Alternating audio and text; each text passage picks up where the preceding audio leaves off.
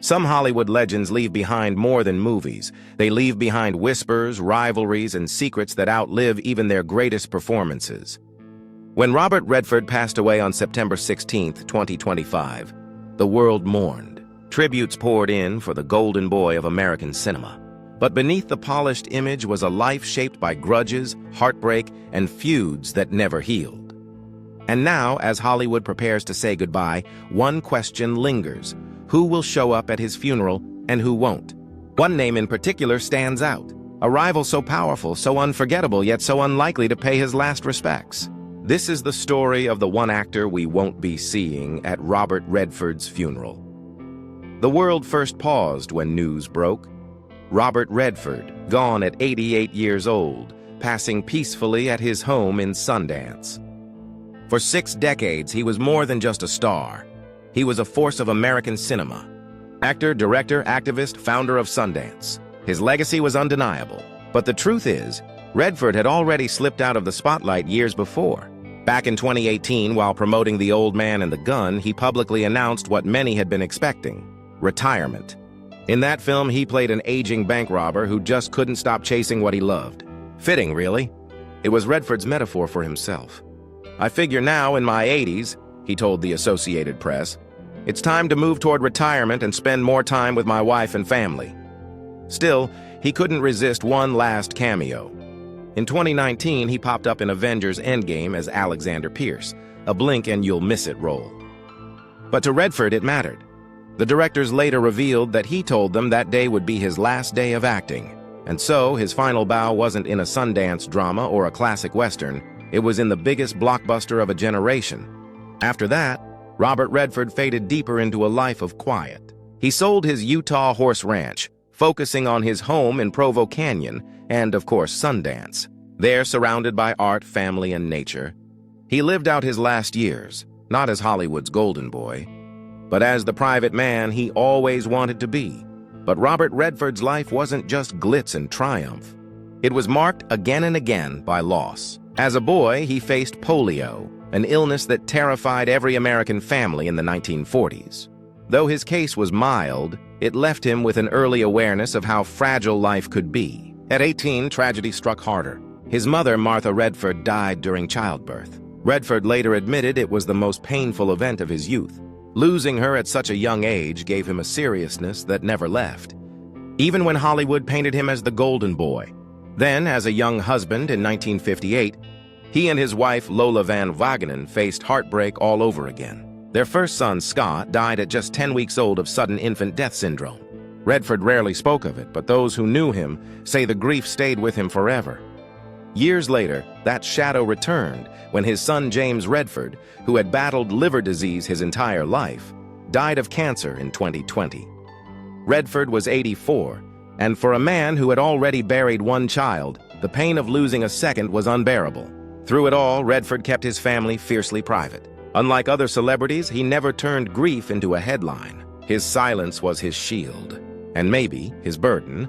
Robert Redford may have been Hollywood royalty, but he never played by Hollywood's rules. From the beginning, he clashed with the studio system. He hated the politics, the executives, the endless meetings. Where other actors compromised, Redford fought, even when it cost him. Take The Great Gatsby in 1974. Redford was cast as Jay Gatsby, one of literature's most iconic roles.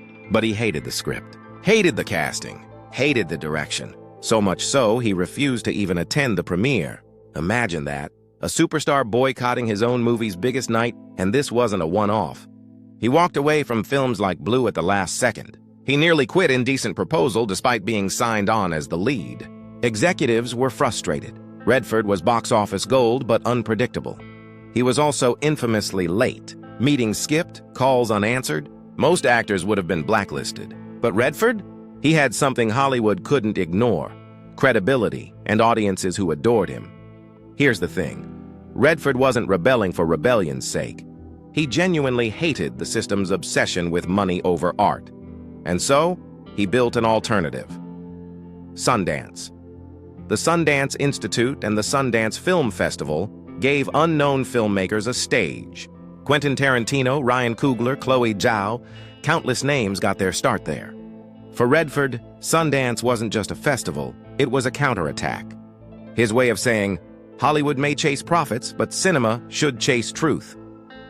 Robert Redford's independence stretched far beyond the screen. Long before it was fashionable in Hollywood, he was an activist who refused to stay silent. He championed environmental causes, spoke out for Native American rights, and supported the LGBTQ community when many stars avoided controversy. For Redford, fame was never just about glamour. It was a platform to spotlight issues others ignored. Even in his choice of roles, he leaned toward films that carried weight. The Candidate and All the President's Men were not simply entertaining dramas. They were political statements designed to make audiences think, to challenge authority, and to question the world around them. But activism came at a cost. In an industry where silence was the safest option, Redford's outspoken nature earned him enemies. Some of those enemies were not distant critics, but collaborators who had once been close to him. And perhaps no fallout was more painful, or more telling, than his rift with legendary screenwriter William Goldman. Goldman had been instrumental in Redford's rise to stardom. It was Goldman's script for Butch Cassidy and the Sundance Kid that turned Redford into a household name. Their partnership looked like a perfect match, Goldman's sharp, witty writing paired with Redford's charisma and star power. Together they made film history, and for a time, it seemed like their creative bond would last forever. Everything changed with All the President's Men. Redford had personally secured the rights to the story, and he wasn't just acting, he was producing, shaping, and protecting a film he believed was bigger than entertainment. It was about truth, journalism, and holding power accountable. Goldman was brought on to write the script, but Redford quickly grew frustrated. He thought Goldman's drafts were too stylized, too Hollywood. Alongside director Alan Pakula, Redford rewrote major sections, later claiming only 10% of Goldman's original script remained. For Goldman, this was devastating. Redford's public comments felt like a betrayal. The Writers Guild of America investigated and ultimately credited Goldman as the sole writer. He went on to win the Oscar, but the victory was bittersweet. Behind the golden statue was the bitter reality that his friendship with Redford was over. For the rest of their lives, the two men remained distant. Redford, who valued loyalty above all, rarely spoke of Goldman again. Goldman, quietly wounded, carried the resentment with him until his death.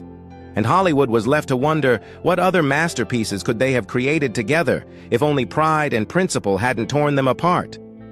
And then there was Jack Nicholson. Robert Redford and Jack Nicholson, two icons of the same era but polar opposites. Redford, polished, golden, the all-American hero.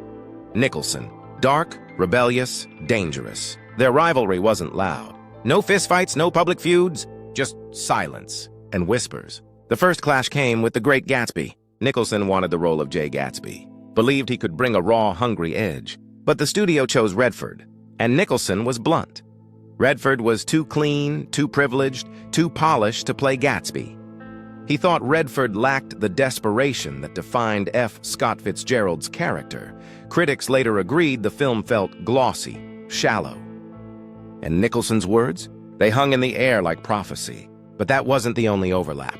Both circled the role of Michael Corleone in The Godfather. Both were considered for the sting. Redford took it. Nicholson chose Chinatown. Both films became classics, and yet they never worked together, not once.